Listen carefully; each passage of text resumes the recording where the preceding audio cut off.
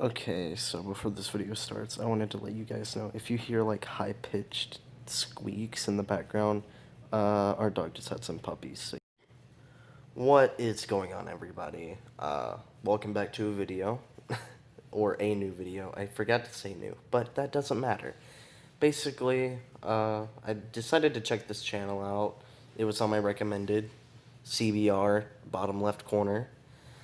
And I saw a questionable video that I had a lot of comments on.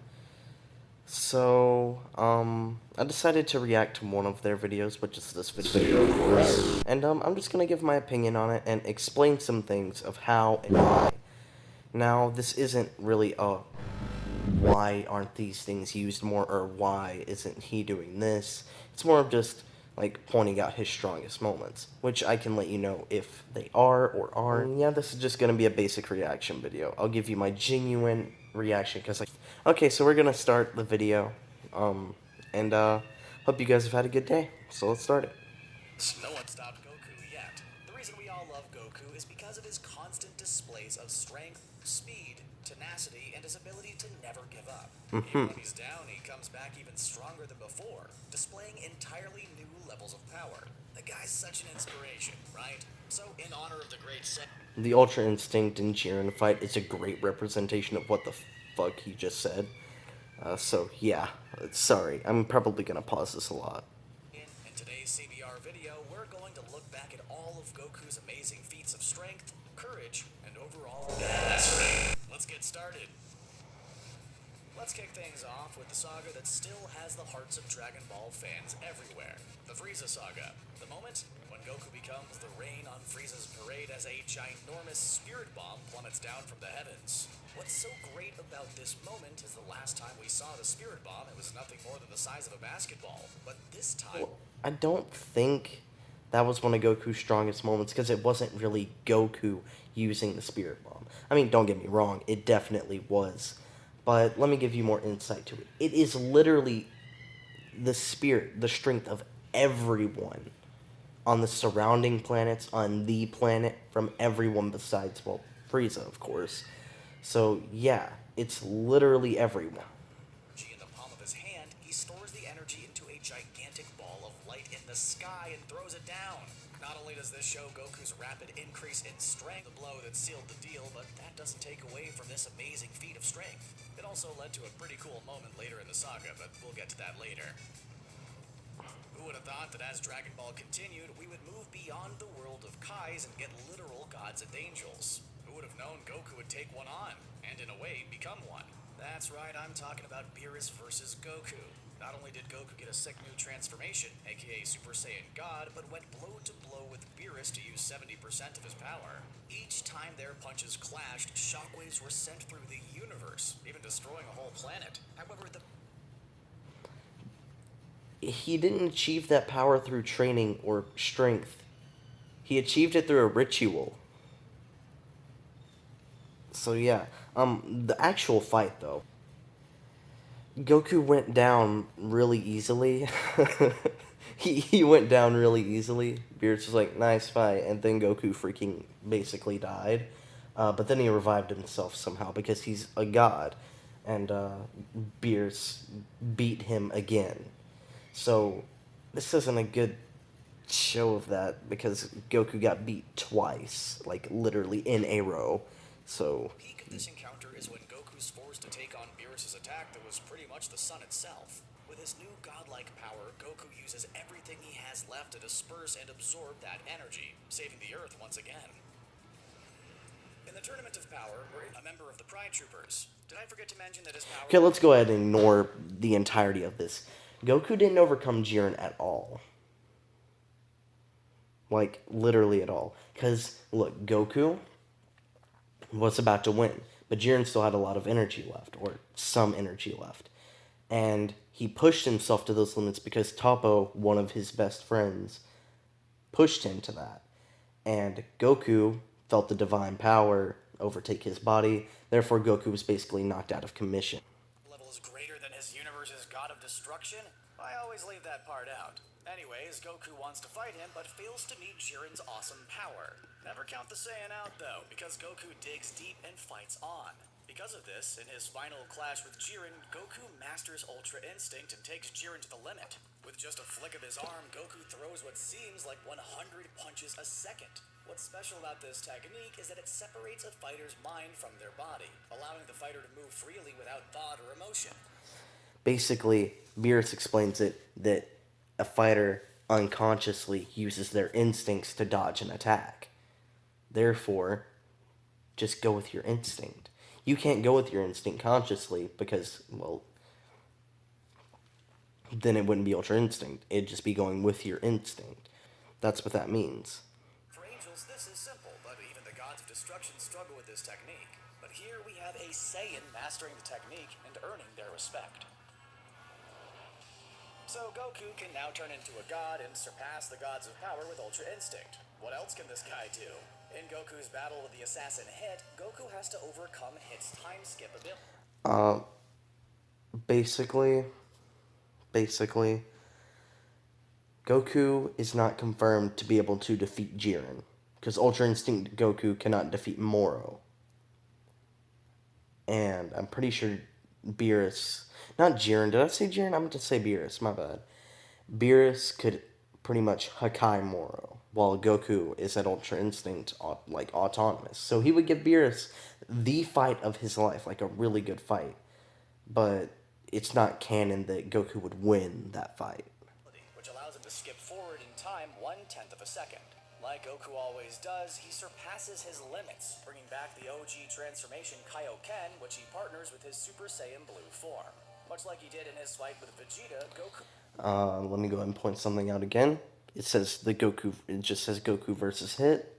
I know what he means, but in a literal sense, he is incorrect. But yes, this is actually a very powerful feature. Multiplied his Kaioken times 10, and with his new power and speed, Goku's able to shatter through Hit's time dimension and move faster than time itself. Now, ultimately, Goku didn't win this fight as his energy is depleted due to his use of Kaioken, and his body can't handle the strain. However, him surpassing his limits again is why it makes our list. Okay, enough super talk. Let's get back to the beginning, shall we? Vegeta versus Goku. Now, since a huge part of this saga was pointing out Goku's insane power level, let's talk about Vegeta's. While Goku's power level was over 9,000, Vegeta's was a whopping 18,000. Knowing this makes it seem so much more insane that through the use of the Kaioken, Goku was able to quickly close the gap between them and give Vegeta a run for his money. Their difference of power comes to a head with their respective Gallic Gun and Kamehameha clash from the skies. Or Vegeta's elaborate more surprise, on it. Goku's attack is as strong as his, and becomes stronger when Goku pushes past his body's limit and uses Kaioken times 4. Overwhelmed by his power, Vegeta blasts off again. As you can see, he's holding it back a little bit, and that's after it. He lived. In the Majin Buu saga, Goku briefly returns to Earth to compete in the World Martial Arts Tournament. However, like all good things, things quickly go awry when Majin Buu returns. With barely any time left, Goku must confront Buu himself to give Trunks and Goten time to learn Super the Saiyan 3. And it's here that we witness greatness. After a series of gnarly screams, shaking the earth and shifting the skies itself with his power, Goku goes beyond, transforming into Super Saiyan 3. The transformation itself is a feat alone, but what Goku proceeds to do to Buu is even more amazing. He takes Buu to his limit. Goku turns Buu into a literal punching bag and only stops because the job to defeat Buu isn't his. That job is for the next generation. No matter what comes next in Dragon Ball, this transformation will always be one of the best. I'm gonna have to agree. Super Saiyan 3 is my favorite version of Super Saiyan. The bad part about it is it consumes way too much energy, or ki, or whatever you want to call it. In the Tournament of Power, we witness the birth of Kefla, the Potara fusion of cauliflower and kale. With what seems like unlimited potential and limitless energy, Kefla not only makes Super Saiyan God Goku look small, but she also beats his Kaioken Super Saiyan Blue form. With his back against the wall, enter Imperfect Ultra Instinct. Checkmate. This infuriates her, and she retaliates with an onslaught of ki blasts, all of which Goku dodges while charging his Kamehameha. As Goku leaps for the skies, Kefla fires a huge ki blast at Goku, and he does the unthinkable. Like a rail and Tony Hawk Pro Skater, in mid-air, Goku uses his charged Kamehameha to grind on the blast until he's point blank. That's another one in the win column. Okay, everybody. That's quite literally one of my favorite parts in Super, to be honest. I don't really have much else to say there. What was Goku's major mistake in the Cell Saga? Was it A, not defeating Cell when he had the chance? B, leaving it up to Gohan? Or C, giving Cell a freaking Senzu bean? Okay, it's official. You completely lost it. After Gohan gave us one of the most epic transformations, going Super Saiyan 2 and beating Cell down until he literally puked up Android 18, Cell had enough and went into self-destruct mode. With no other options, Goku does the most selfless thing. He sacrifices himself. Leaving Gohan and us with a heartfelt goodbye, Goku uses instant transmission to transport himself and Cell to King Kai's planet, saving the Earth once again from the hands of evil. Thanks, Goku. The sacrifice of it. Oh my god, this video was so long. Okay, so basically the sacrifice of it, yeah. I mean, that's pretty heavy. But I don't think that's a feat of power at all. It says strongest moments. That wasn't strong. He was just being nice. The Red Ribbon Army. Look, I feel like we just need to skip over a lot of this. Oh my god. Okay, so the Red Ribbon Army, basically, well, he just beat an army as a kid. I mean, yeah, it is an entire army, but he could literally, like, blow up the planet at that age. Well, probably not blow up the planet, but he could kill... He could kill demons. He could kill a god. I mean, Kami, that literally translates to God in Japanese. Kami is weaker than Goku. I'm pretty sure. Yeah, I'm pretty sure as a kid, Kami was weaker than Goku because Goku defeated Piccolo, and then Piccolo Jr. and all of that good stuff. The Red Ribbon Army, yeah, he beat an entire army. That's really all there is to it. Army whose only goal is world domination. You've taken out other military leaders, and no other army can or dares to stand in your way. However, on one fateful day, a little kid appears and begins to take out your leading generals, vehicles, and bases until your army is nothing more than a distant memory. That was the Red Ribbon Army against Goku. Let me remind you, at this time Goku was just a kid, and alone he was able to take on the Red Ribbon Army's brute strength and defeated their generals with ease. This came back to haunt Goku later in the Android Saga, but that doesn't take anything away from this feat. No it didn't. The heart virus and the Android Saga was from eating dead, like, sick aliens on Yardrat. It was not from the Red Ribbon Army. Now I'm gonna search this up and I'm gonna sound like an idiot if I'm wrong, but I'm pretty sure it's from eating sick Yardratians to learn... Wait, what? I'm an idiot. I've watched too much Dragon Ball Z Abridged. From learning stuff on Yardrat, learning instant transmission on Yardrat, and eating the food from there. Search for the Namekian Dragon Balls. In their way stands the goofy and charismatic Ginyu Force. That is until Goku gets back. After practically having every bone in his body broken and then training under 100 times Earth gravity, Goku makes his grand return much stronger than before. After defeating Raccoon with a single elbow to the gut, Goku puts his newfound power and speed to the test against Jason Birder, whom the latter claims he is the fastest in the universe. Are you sure, Birder? Because in this 2-on-1 barrage, not only does Goku dodge every attack you throw at him, but moves at a speed that makes it seem like energy blasts are phasing right through him. If there's any lesson to be learned, if you're gonna talk, make sure you can back it up, and not end up on your back. Fans, it's question I mean, I time. guess I agree with that. The Spirit Bomb has been used. Which moment is your favorite? Mine's the much forgotten Universal Spirit Bomb in Dragon Ball GT. Ah, come on. I know it's GT, but we can't discount this amazing display of strength. After surviving Omega Shenron's negative... Oh my god, I'm skipping because for the last time it's not Goku using it, it's everyone. It's the Spirit Bomb. Transmission. The ability to transport anywhere in the universe all by focusing on someone's energy is just so cool to me. Okay, no. No, wrong, incorrect. It's talking about the Kamehameha Wave, by the way. That's what I'm talking about. Basically, no. That's not a feat of strength. That's combining two techniques. That's like saying I used a Kienzan and the Big Bang Attack at the same time. It's just combining two strengths. The Kienzan is the Destructo Disc, by the way. Big Bang Attack is something Vegeta does, and he could definitely form a Kienzan if he wanted to. And he could throw that and put his hand out in front of him and create a Big Bang Attack. Or that's like Goku saying that he created a Spirit Bomb, which he didn't. More people than him did. And put a Kienzan under it and said, boom, I'm super strong now. That's basically it. Cooler is how Goku and the sheer amount of power Goku's using will destroy the Earth. With pure concentration, Goku combines his attack with instant transmission and warps right in front of Cell for a point-blank Kamehameha. Exactly, it's just focusing. Techniques at Goku's level is one thing, but to do both at the same time takes a...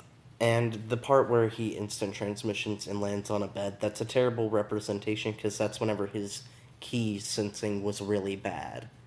That's like the worst thing to show. Because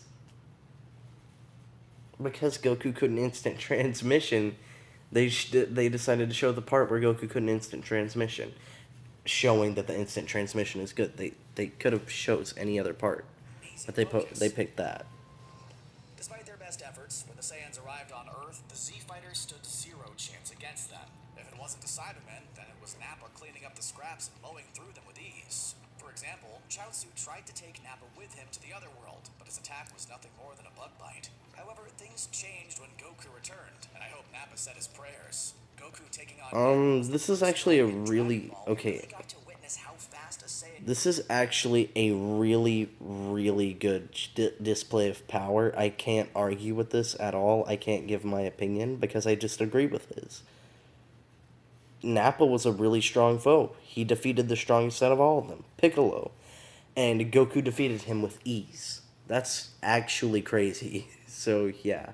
Goku wiped the floor with Nappa. God, I can't speak. After a deadly battle, with a whopping power level over 9,000, Goku was able to make quick work of Nappa. After a barrage and a volley of attacks, Nappa was defeated and left paralyzed from the waist down. Talk about ruthless. Snake Way. Over 1 million kilometers long, or 621,370... During the Zen exhibitions, Goku is challenged by Pride Trooper Toppo, who deems Goku as a villain for putting all the universes at risk. Well, if Goku is the villain, then this would be one of the first times that the villain overcomes the hero. Much like most fights in Super, Toppo takes advantage when Goku is in his Super Saiyan form. However, when Goku decides to let loose, powering up to Super Saiyan Blue, the tide shifts heavily in Goku's favor. I will say, that fight was pretty nice. I don't think it was a very good feat of strength because Goku kind of did it really easily. And that's about what I had to say. I mean, we could go through the rest of this video, but we all know, like, we can all watch it for ourselves. This video is already 25 minutes long. That's going to be a bitch to edit. So, I guess I'll just end it off here.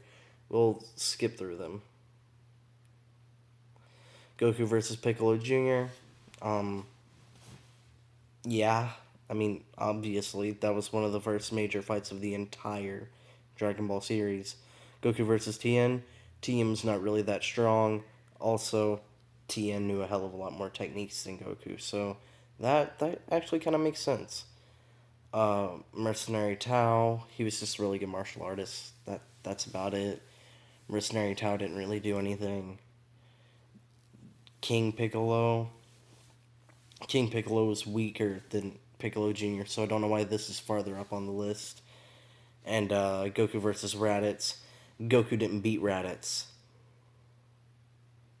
Piccolo did. But as a team effort, they did. So, yeah.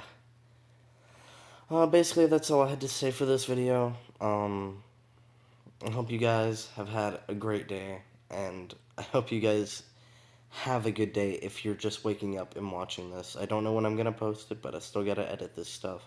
Probably going to post it tomorrow, and I think it's January the 8th right now. So I'm going to upload this January 9th, 10th, or 11th.